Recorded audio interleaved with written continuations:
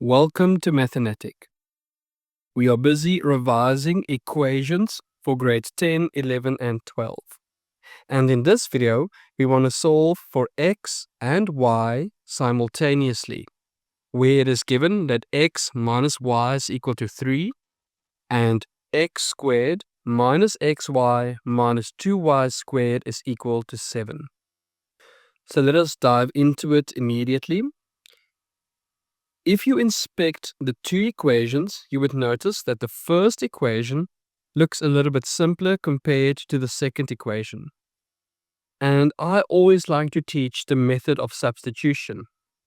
So to use the method of substitution, I'll focus on the first equation and I will isolate either the x or I'll isolate y. Now for this example, I chose to isolate y. That means to make y the subject of the formula. So what I did is I took the negative y to the right hand side and it became positive y. And I took the plus 3 to the left hand side and that became negative 3. So now I have rewritten the first equation. Next, I'll move to the second equation. So the second equation is x squared minus xy minus 2y squared is equal to 7. But can you see, we took the first equation and we made y equals to x minus 3. So in our second equation, I'll replace the y of that equation with x minus 3. And you need to be careful. Can you see our last term here is negative 2y squared? And when we substitute x minus 3 in the place of y, we need to remember to put brackets around it and also to raise it to the power of 2.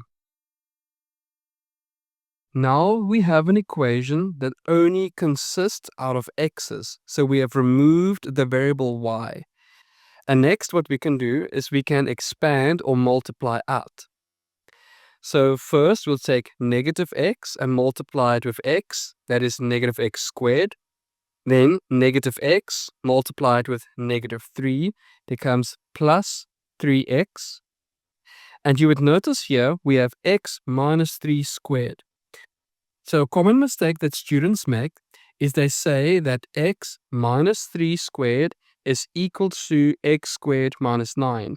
But that is incorrect.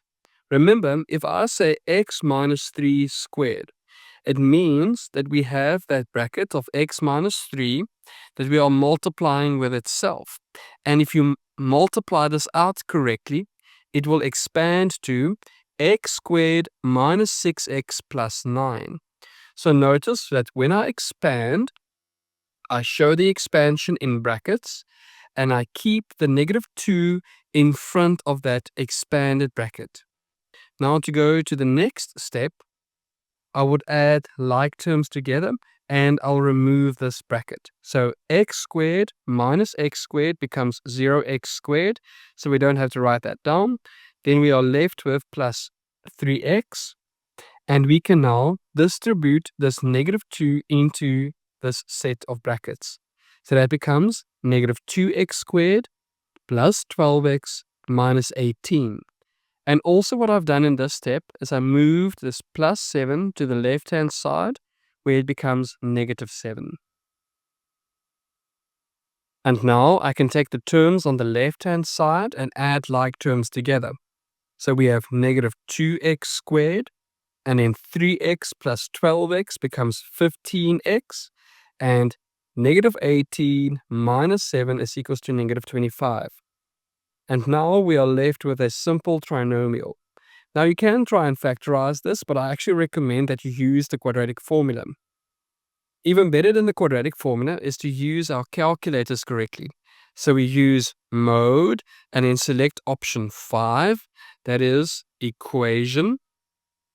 And then you'll have a few options again and you choose option 3. So it is mode, then option 5, and then option 3. Option 3 says ax squared plus bx plus c equal to 0. And then you'll have space to fill in the a value, the b value, and the c value.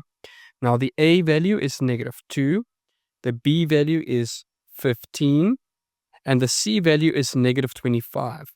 And when you enter those values in on your calculator, you press equal, and your calculator will produce an answer for x1, which is 5 over 2. And if you press equal again, it will give you x2, which is equal to 5. So if you use the calculator method, you still need to show the substitution into the quadratic formula. Alternatively, you can simply use the quadratic formula as explained in previous videos and find the two values for x. So now that we have two values for x, we can go back to our first equation where y is equals to x minus 3, and we can solve the values for y. So remember, y is equals to x minus 3, and in the place of x, we will substitute 5 over 2, and that is equals to negative a half. And for our second solution, in the place of x, we'll substitute a 5, so y is equals to 2. So that is that when x is 5 over 2, y is negative a half, and when x is 5, y is equal to 2. And that is how you solve x and y simultaneously. Thank you for watching. Remember to show your support by hitting the like button and subscribing to MatheNatic.